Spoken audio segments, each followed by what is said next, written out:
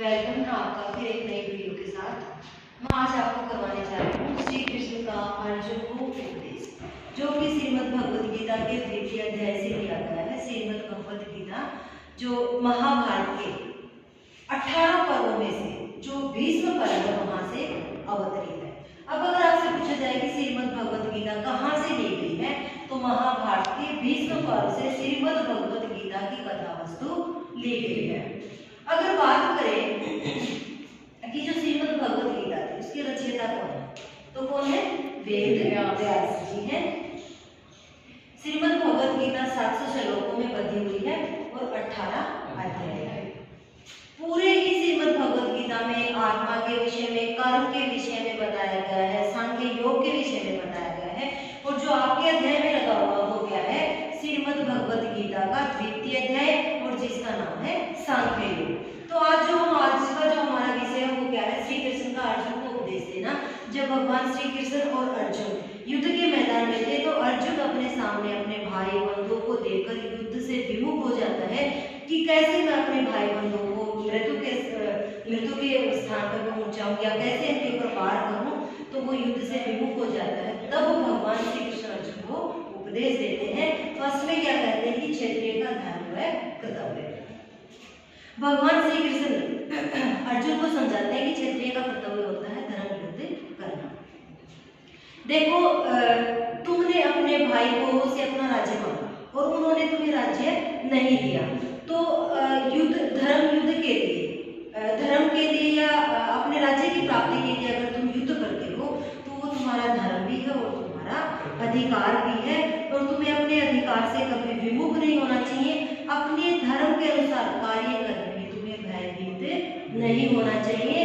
तुम क्षत्रिय हो और क्षत्रिय को अपने धर्म और कर्तव्य से कभी भयभीत नहीं होना चाहिए। अगला क्या है? धर्म संग्राम की आवश्यकता। अब इसमें भगवान श्री कृष्ण जी क्या कहते हैं कि क्षत्रिय तो संग्राम धर्म के आधार पर करता है और वह उसका अधिकार भी होता है और क्या होता है? कर्तव्य भी होता है। पांडवों से अपना राज्य अधिकार मांगा किन्होंने? कौरवों ने, और पांडवों ने उन्हें अपना राज्य जो है वो देने से मना कर दिया। तो क्या है?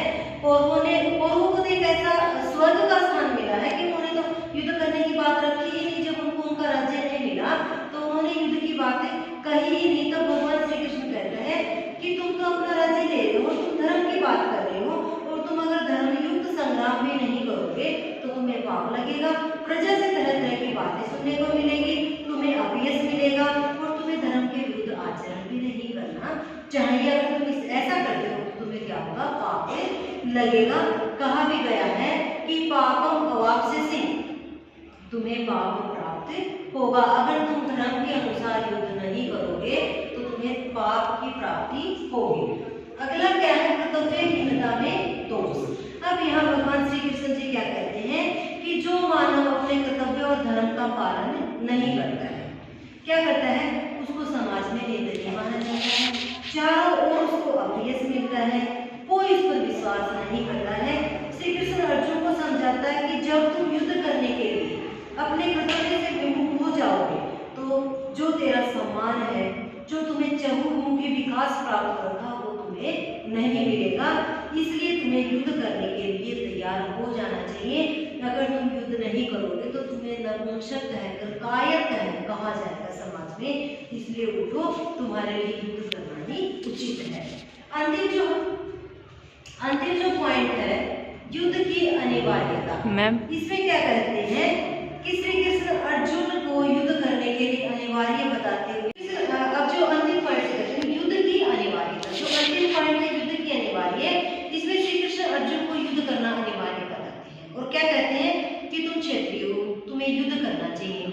अगर तुम युद्ध में मर जाओ तो तुम्हें क्या होगा? स्वर्ग की प्राप्ति होगी, और अगर तुम युद्ध में जीवित रहते हो तो तुम पूरी पृथ्वी पर राज्य करोगे। इसलिए कहा भी गया है कि हतो वा प्राप्स्यसि स्वर्गम जित्वा वा भोक्ष्यसे महीम। इसलिए हे श्री कृष्ण युद्ध के लिए खड़े हो जाओ और युद्ध करो। अंत में क्या कहा गया है कि ततो युद्धाय युज्यस्व नैवं पापम अवाप्स्यसि। तुम उठो, खड़े हो जाओ, युद्ध करो, नहीं तो तुम्हें चारों ओर पाप लगेगा। इस प्रकार ये भगवान श्री कृष्ण ने भगवत गीता के द्वितीय अध्याय में उपदेश दिया था।